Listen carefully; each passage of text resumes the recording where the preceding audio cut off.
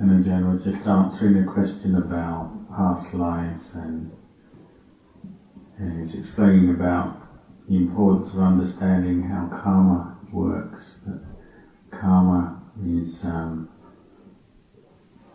made through body, speech and mind, through our intentions of mind first, and then they can influence what we say, what we do as well. And there, of course, is karma made through wholesome intentions arising in the mind and leading to wholesome speech, wholesome actions, and then unwholesome intentions leading to unwholesome speech, unwholesome actions. And this is what you could say governs the world, is the karma. Every individual is making their karma, and this is what leads to the cycle of birth and death, continued existence. We are born according to our karma, we go according to our karma. So it means the more good karma they make, then they might experience human birth, heavenly birth, birth in the highest heaven realms of the Brahma realms. But the results of that good karma that brought that birth will also, they're impermanent, they eventually will wear out. So those heaven realms, being born into them, that doesn't last forever. One can come back and be born in human realm, lower realms even, depending on karma which we've made and maybe made from many lifetimes in the past. It can still give its result. So one might slip back down to an animal rebirth, or ghost rebirth, or down to the hell realms as a rebirth. When we understand this and contemplate this, we see the value of making good karma. We see that the results, the happiness we'll experience, comes from these wholesome intentions, training in bringing up wholesome intentions of body, speech and mind. And this is what Buddhist practice is encouraging us to do. The good karma generated through the practice of dana, generosity, is good. It will bring us much happiness. The good karma generated through keeping the 5 precepts, following them as a guideline, brings us even more happiness, even more beneficial results.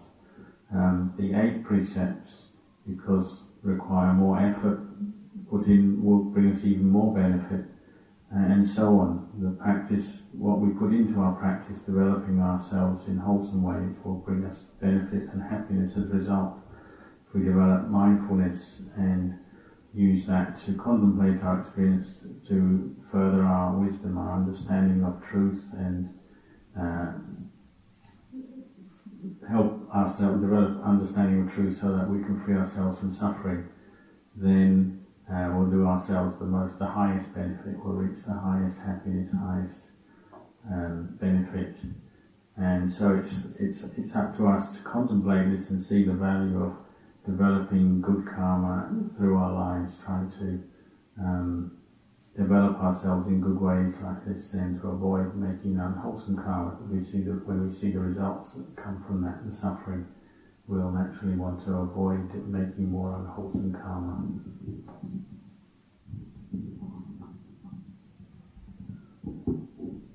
The more we contemplate karma, the more we see that we're receiving the fruits of our karma all the time. We've made good and bad, or skillful, unskillful karma in the past, and this is giving results all the time, which we have to deal with and experience.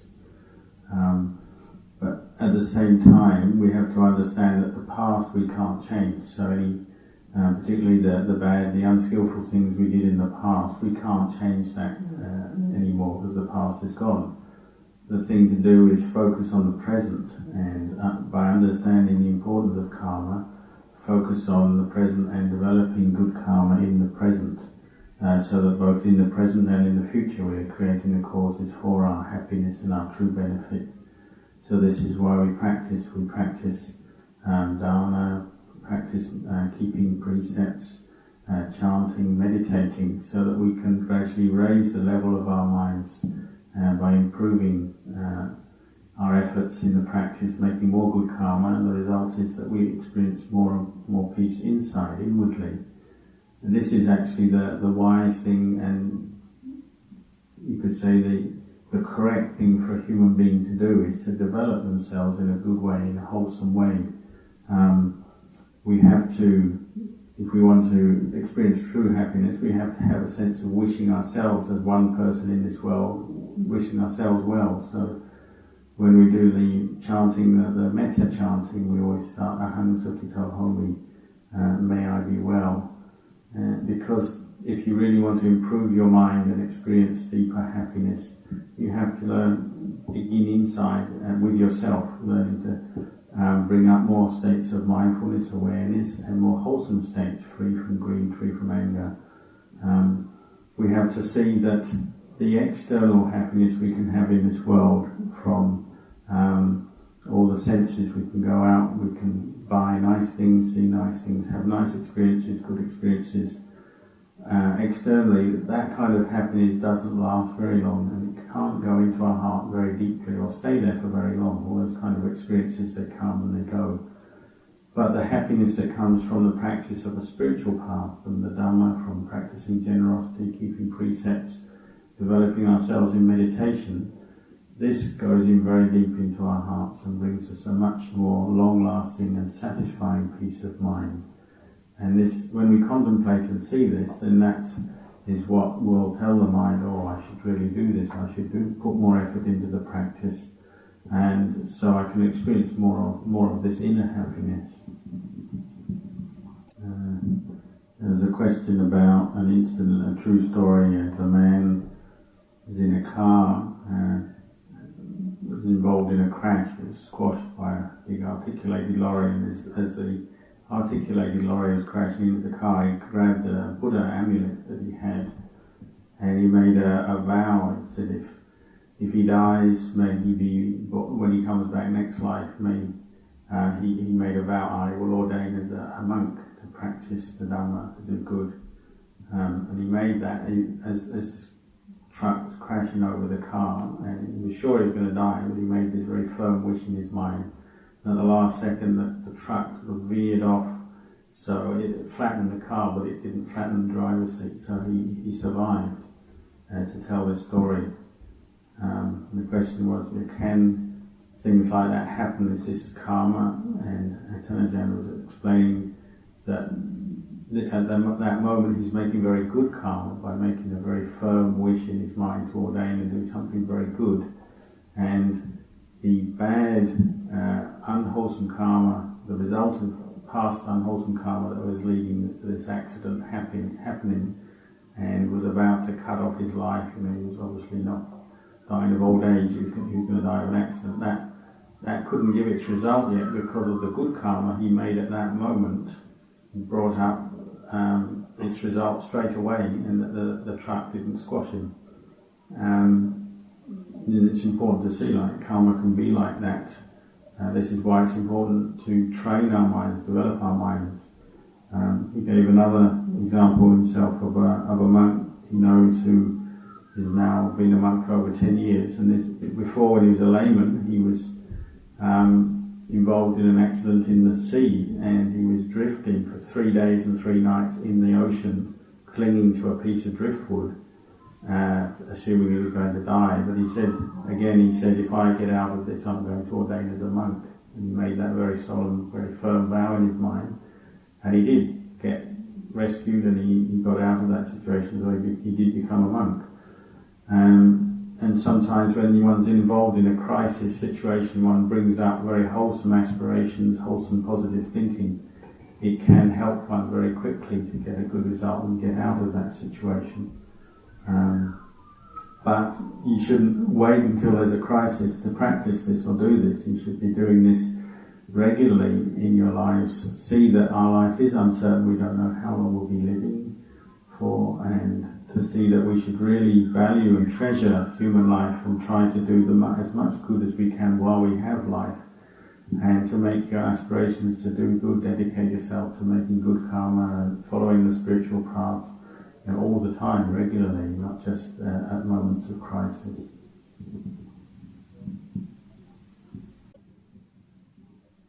There was a question about how to cope with the fact that if our father is very old, lying in bed close to death, how to deal with that. said that well, old age, sickness and death is the most normal, most natural thing in the world. We have to expect this. We have to learn to see that this is part of life. He said the average age of people is maybe 75, 80 years old. We have to think, how old am I now? So how, at the most, what can I expect? If I'm 40, 50 years old, then maybe I've got 30 years to go. We should be thinking like this so we become aware of the impermanence of life, that we're not going to be here forever. And then he heard that the father's actually 89 years old. So he said, oh, there's no need to cry or be sad. He's actually had a very long life. He's 9 years older than the Buddha. The Buddha only reached 80. And he's already, we say, making a profit, in the sense that he's got a bonus of a long life. And this is probably the good karma from in the past, not harming animals, killing animals generally. The Buddha said the wholesome karmic result of not killing is long life. So we can actually be happy if our father has a long life. But at the same time, to see that this body, this mind, they're impermanent things. We call them sankharas, they're formations, conditioned formations which arise and pass away, don't stay around forever. And so we should expect, as people get older, that they're going to die, and we shouldn't cling on to the thought, oh, they should be here, I want them to stay, because if our bodies and minds are failing, there's degenerating, we've got pain, we've got discomfort, and so on, then you don't want to wish that someone just has to experience that on and on and on. You might actually be happy to, willing to let them die, let them go because of the impermanent nature of this body, and they and wish that the good fruits of the good karma they've made, then in their next life they'll get a good strong body. If they're born in heaven, they'll have a nice place to live and have a pleasant experience. If they're born as a human, they'll have a strong human body and be able to carry on doing more good in their next life. If we just cling on in our minds, they've got to stay on with us forever and ever, then we could actually be clinging on to a state of suffering. If they're in a state where they're very ill and suffering, maybe it's actually more skillful to be ready to let them go. But to do this, we have to really contemplate the truth and bring it into our hearts and accept in our hearts the truth that our existence as human beings is impermanent. It won't last forever. And when we die, we do have to separate from everything we love and like, all the people we love and like, everything. We have to separate from that. And if we really accept that in our hearts can be peaceful with that truth. We don't have to be sad or cry. We can accept that this is the way of things. And we can reflect on the good that our parents or whoever it is we're thinking about has done. Be happy for them that they've done that much good.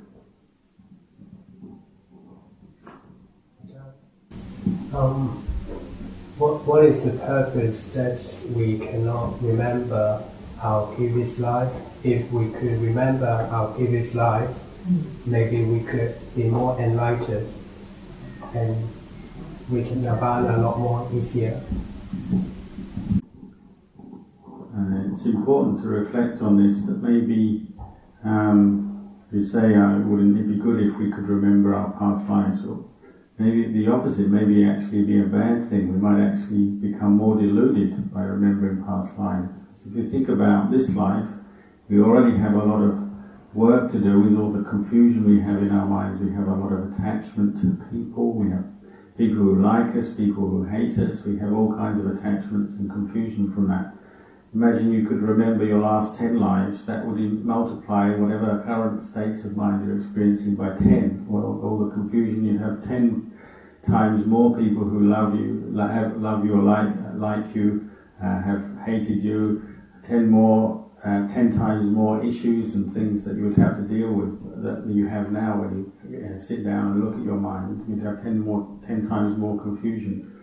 If you could remember 100 lives, you would probably have 100 times more confusion. There'd be 100 times more memories to have to deal with. People you've known, liked, loved, hated. Contemplating that way, and you see actually it might be what you could say nature's own way of bringing a sense of balance and sanity to our lives that we actually lose awareness of our past lives when we're born. Otherwise our minds could be completely overwhelmed by it, and we could get very deluded and find it very difficult to deal with. Really the reason beings lose awareness of their past lives is a lack of mindfulness as they die from one existence and they're born into, say, a baby is born in the mother's womb. That process, if one's mindfulness is not established and maintained through that process, then the mind will just forget everything from the past. Except for occasionally you do have a few people who, particularly children, they have maybe a few brief memories of a past or recent life, and they can remember a few things, but it doesn't last very long. They tend to forget after that.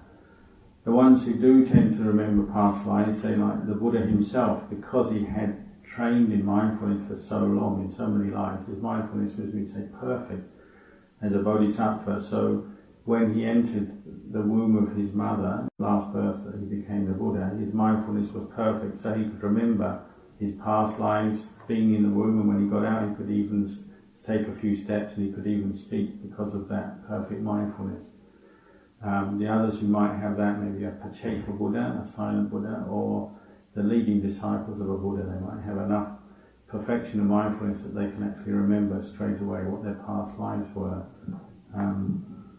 The other cases would be somebody who does develop meditation, develop their mindfulness and their samadhi to the point where their mind is stable enough that they can focus to recollect the past lives as a psychic ability, as a special knowledge.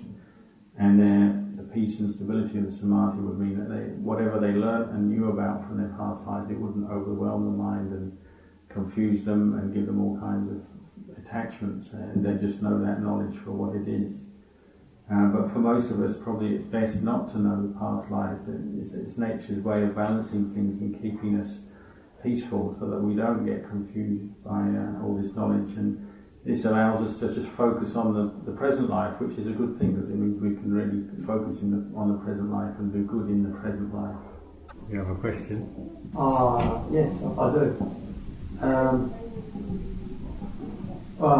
We've been talking about the Buddha's path, and it can be very inspiring,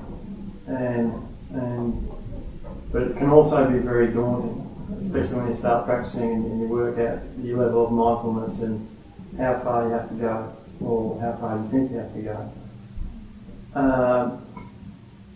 Also, this feeling of being daunted by the path, it brings on a feeling of heaviness.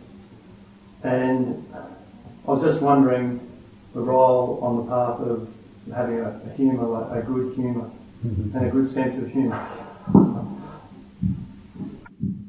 Yes, of course, to have a sense of humour can be very helpful, and also just learn how to be at ease in the present moment with your practice. The more we think about, say, the goal or the highest sort of goal in Buddhism, if you just think about it as a concept, it will seem like it's something very far away, and we'll never get there, that kind of thought or feeling.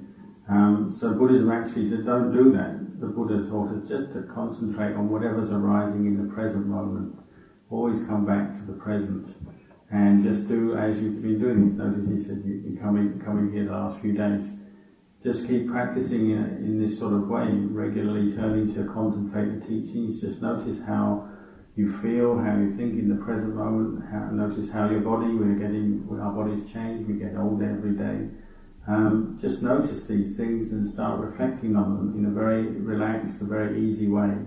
There's no need to sort of build it up into some sort of heavy burden or something that's going to cause you unnecessary suffering, but just to contemplate the teachings and see how on a daily basis they apply to you. You've probably already got an experience in the practice, becoming more aware of your different moods, and you see which moods give rise to a sense of ease, happiness, which moods tend to bring you more suffering. And the more experience you have looking at that, then you can start to let go of the ones that you feel will cause you suffering, the different thoughts, the different moods. And just try carrying on from day to day, and you just let go of the things that cause you suffering. Little by little you build experience in the practice. there's no need to sort of feel heavy or feel that it's something daunting. Do you still do the gardening at the Gawler Centre? No, I've stopped doing that because our children have started to go to school up in Mansfield, so we were building an accommodation place just over the hill here, and I'm trying to get that up and sort of functioning and move up to Mansfield. So I'm doing that full time now. Okay. Yeah. He says that perhaps the practice is actually a little more straightforward or easier than you think.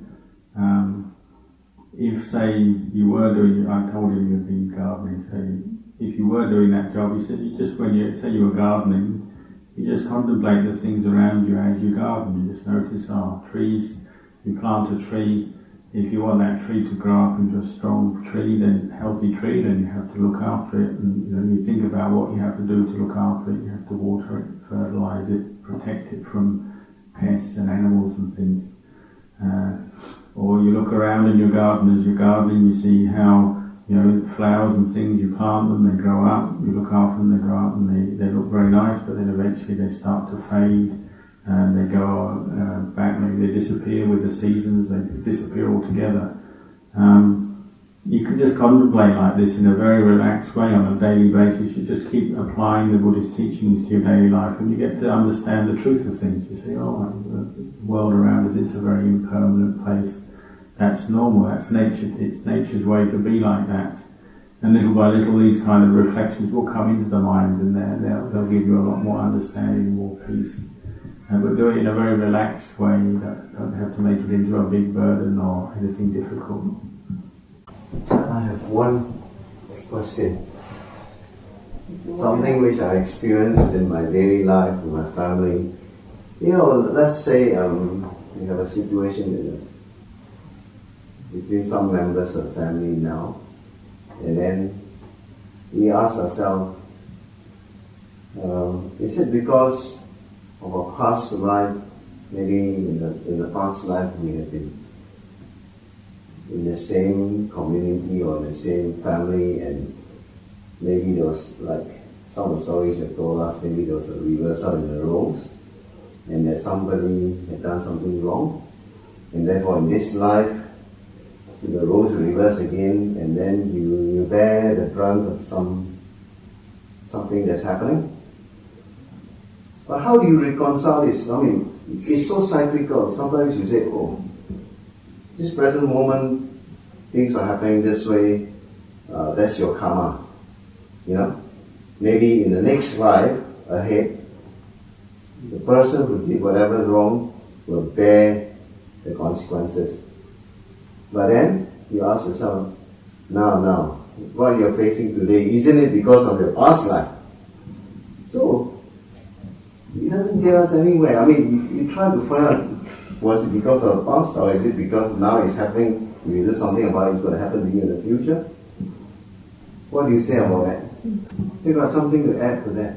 So when you're faced with that situation, and then you tell yourself, wow, I can't help what happened last life, so maybe this life I have to bear with it, or face it, and you don't hope for the reverse to happen in the next life because you don't want to have such bad thoughts. So in the end, you feel like you're a loser, You know what I mean?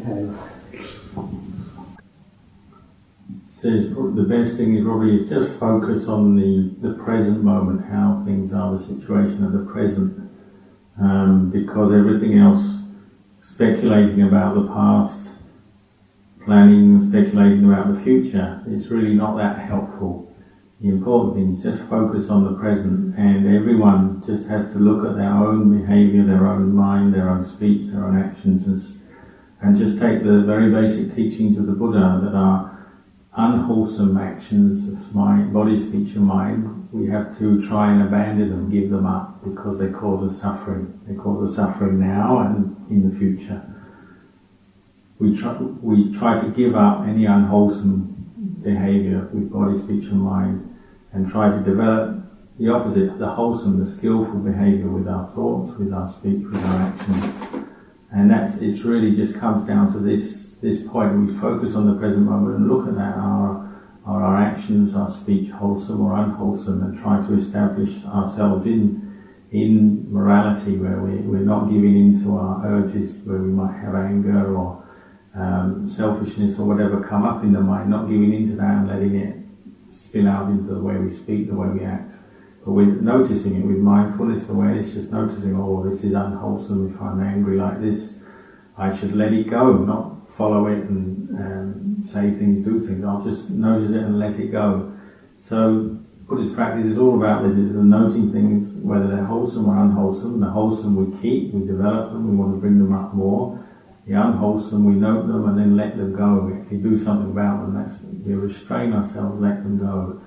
And if we're doing that in the present, not only will the present improve, even if we are having to experience the results of our past karma, difficulties, problems, but we'll be making the best out of our present and getting through them in the most skillful way, and of course we'll be creating the causes for a happier future as well. But the place of practice is the present moment. Just keep coming back to that. Is it wholesome, unwholesome? What we're thinking, what we're speaking, what we're doing.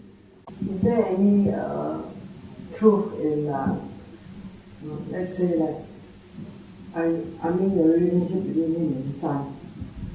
I notice, from small, it's like, like what we all Chinese used to do, like, they don't fit,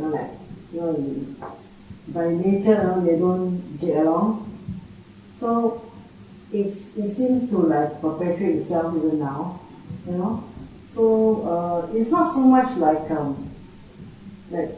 they did something great, they did terrible. It's like something that was carried from somewhere and they just don't get along. They don't see eye to eye, and they don't try to see each other's point of view, and they don't give way to each other. It's very difficult to function to be a Hindu person, you know what I mean?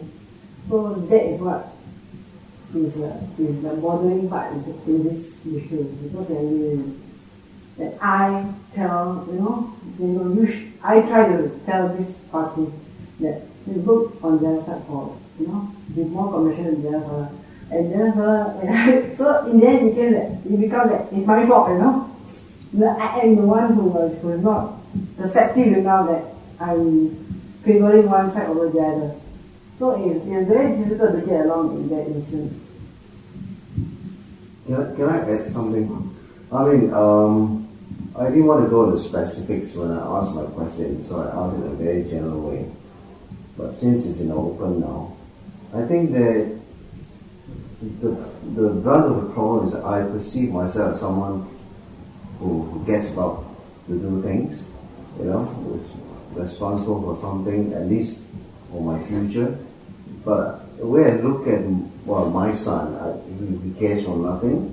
He just live a mere existence. At the present, he goes to work, yes, because after much prodding, at last he left to go to work. But he's found some good, because when he works, he earns money, he gets to buy what he wants. But other than that, he doesn't behave like a member of the family, more like a tenant, So when I see that, I can't help feeling that kind of feeling towards him, because I only have one son. He's not helping me in the gardening, he's not helping at home, he leaves things behind, he doesn't wash his place where he uses. So can I help feeling that way towards him? We all try to change him to accept some responsibility at home, but he's not doing that. Even on days like this, we say, there's a very prominent Ajahn who's come along, right? At least for the mother's sake, the mother thinks that very highly of senior monks and doing good. So they thought that by having the son around, the son would rub off on him, but he just couldn't care. This is what I mean, So, but I have to now weave in what you have taught me about present moment and body, speech, and mind, and focus on that. So, I don't know. It's going to be an arduous process for me, but I think it'll come next to just pure purely, shall I say, total ignoring totally what he does.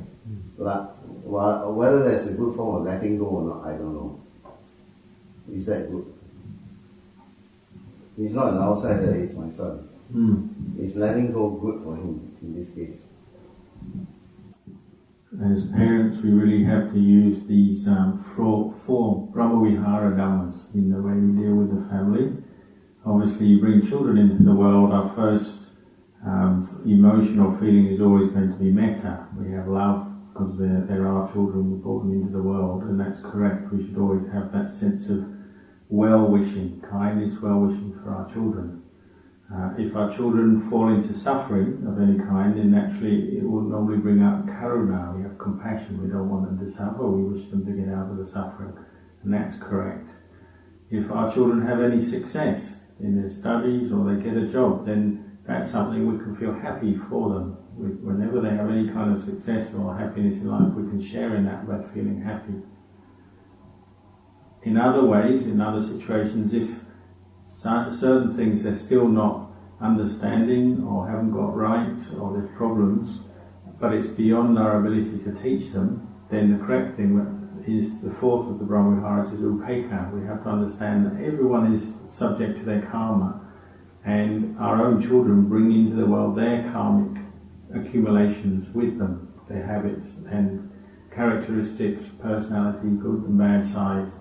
And if there are particular problems, say, with our children, and at the moment there's nothing we can do, nothing we can say or teach them that will change that, then we have to go and put it on hold. This is upekkha, where we have a sense of balance, and we understand karma and we wish to help them, but we realise at the moment there's not much I can do. You just have to wait and just see what might happen and have a sense of just letting go, relaxing, letting go. Or at the moment, my son is like this, I can't do much.